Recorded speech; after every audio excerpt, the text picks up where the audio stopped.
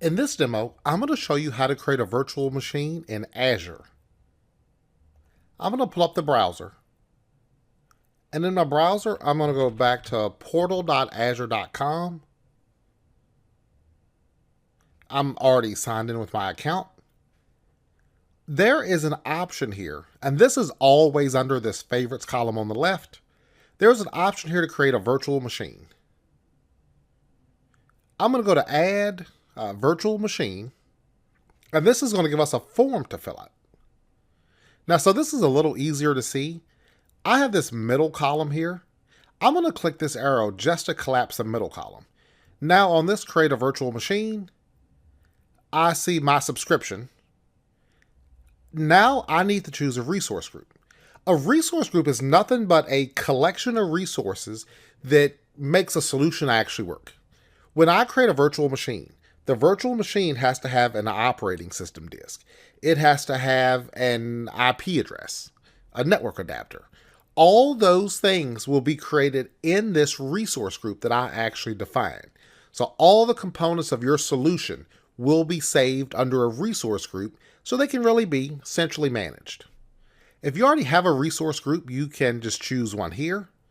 But instead, I'm going to create a new resource group. And I'm going to name it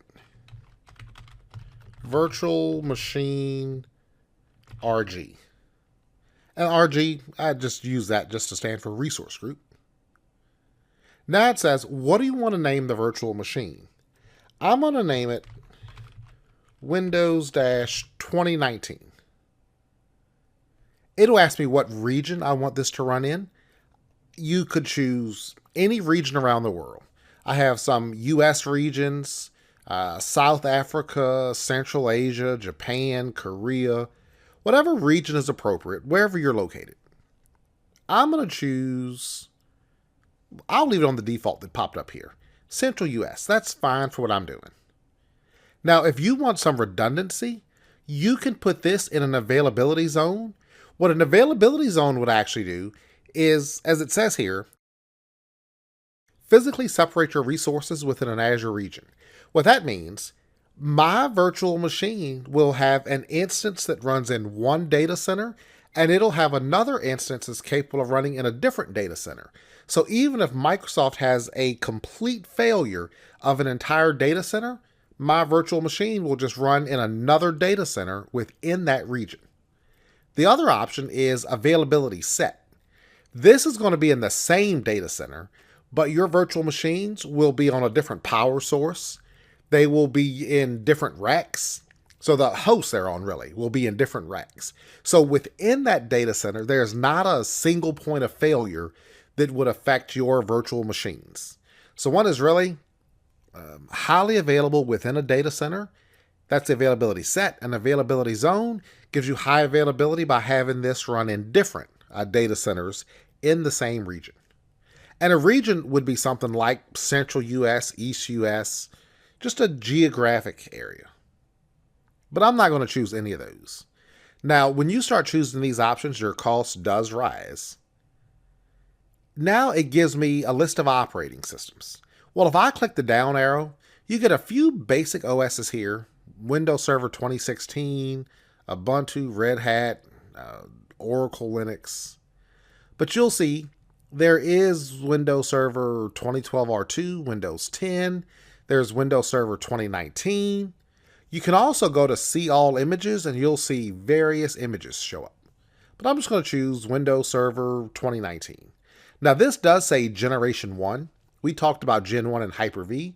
You could go to See All Images.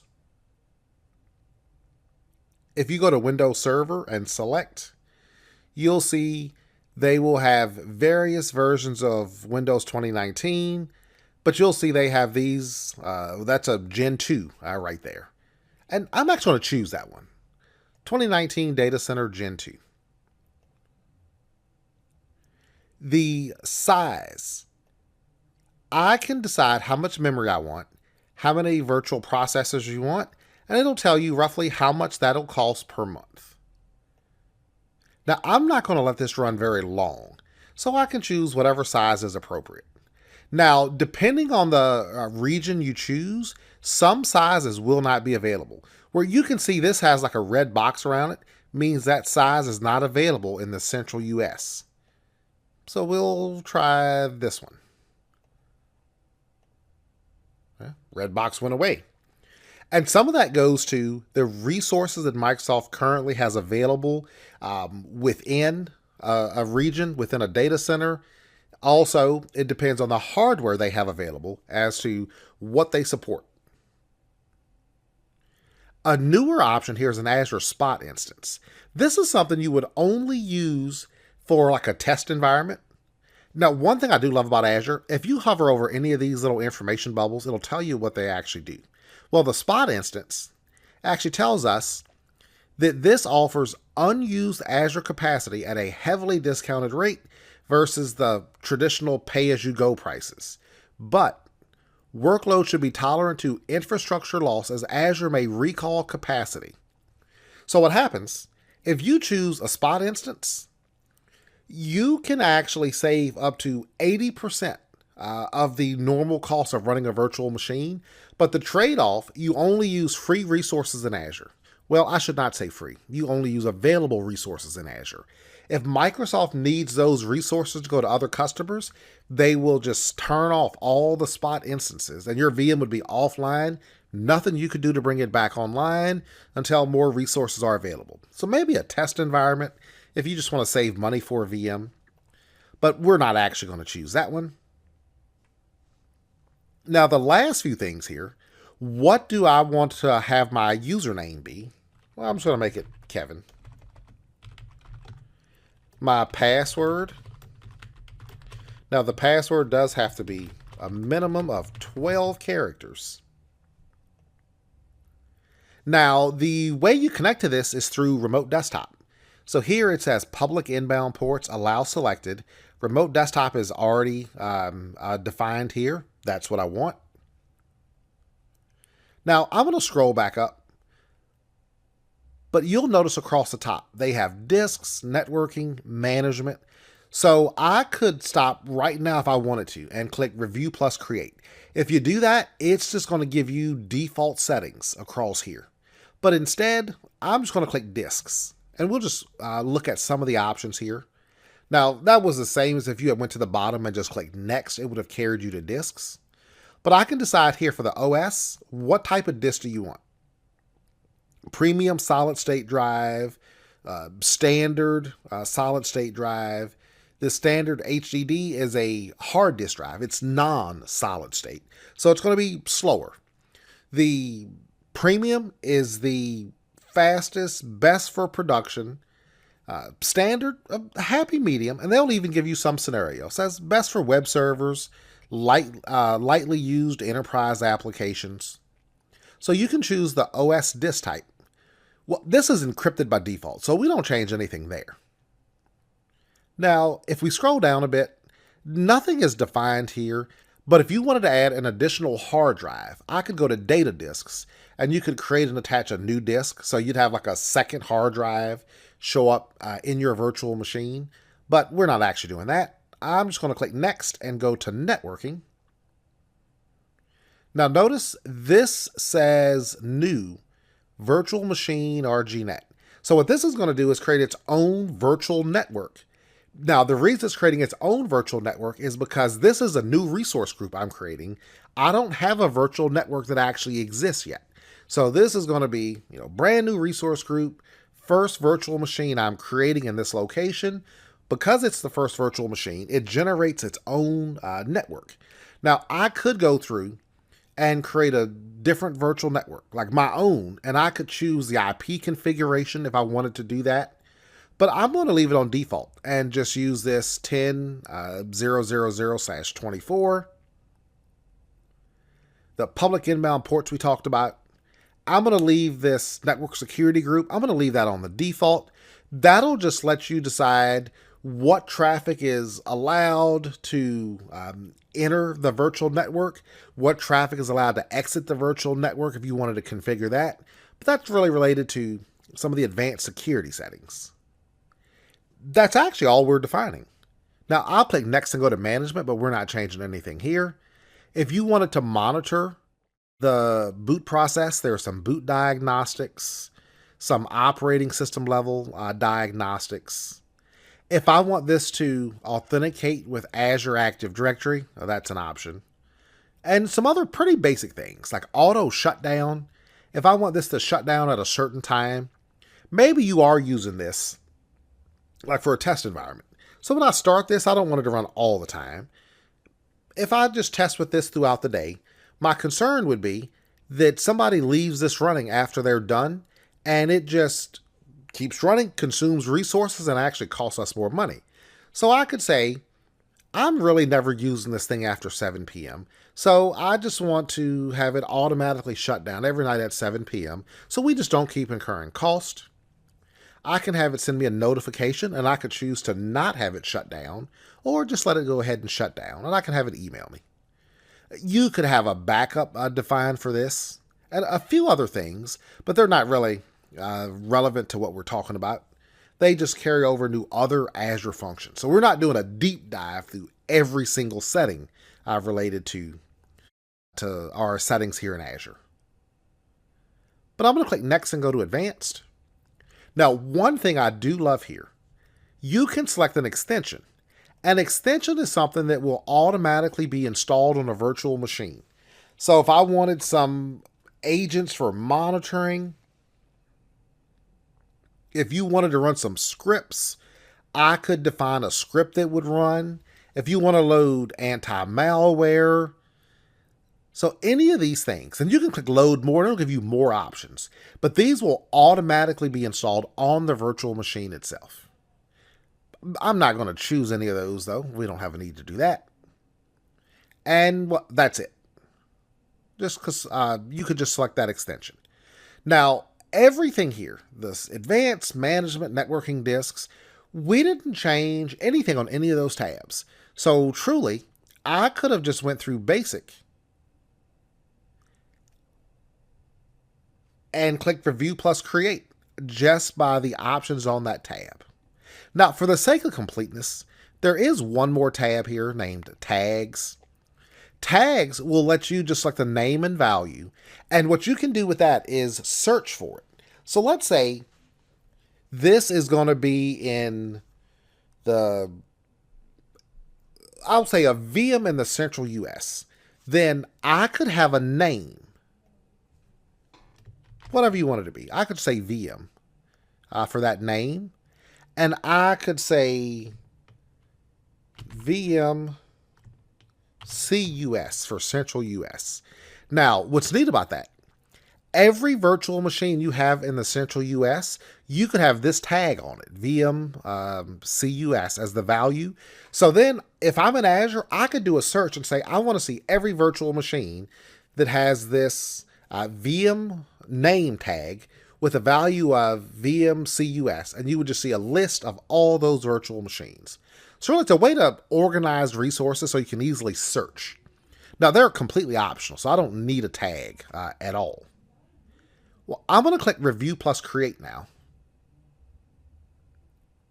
We passed our validation, so now I will just click Create. That'll take just a moment to create the virtual machine.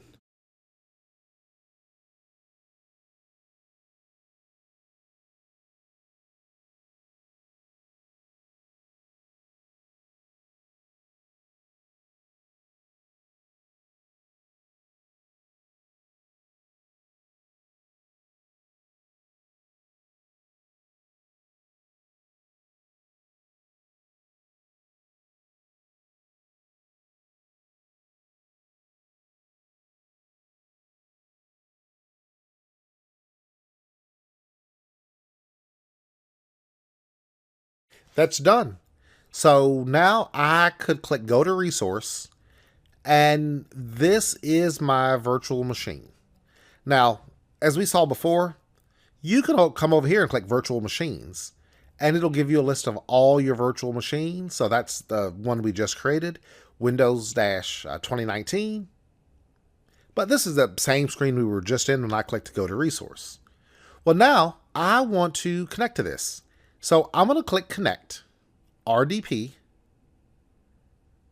it'll let me download the RDP file, and that's the public address it connects to. So I'm just going to click download. I'm going to open that file, and it just pulls up this remote desktop connection window. So I'm going to click connect. I'm going to go to this more choices here, and I'm going to use a different account, and I'm going to specify the username and password, which was Kevin. And I'll enter the password and OK. Now, just like a normal remote desktop, that is our virtual machine running in Azure. And I did not speed up this video at all. I didn't cut anything out of it. It took, gosh, a minute or less than a minute, really, for that to be created. So now this is a fully functioning Server 2019 just running in Azure. Whenever I want to connect to it, I just remote desktop to it. But it looks just like the servers we've been using all class long. I could go install any roles, any features, name it. I could configure all those things just like it's a on-prem virtual machine running in Hyper-V. Pretty useful. Now I'm actually going to close the window. You can see here, this is just saved to my downloads folder. So I could go to the downloads folder and you could save that to your desktop or whatever location you wanted.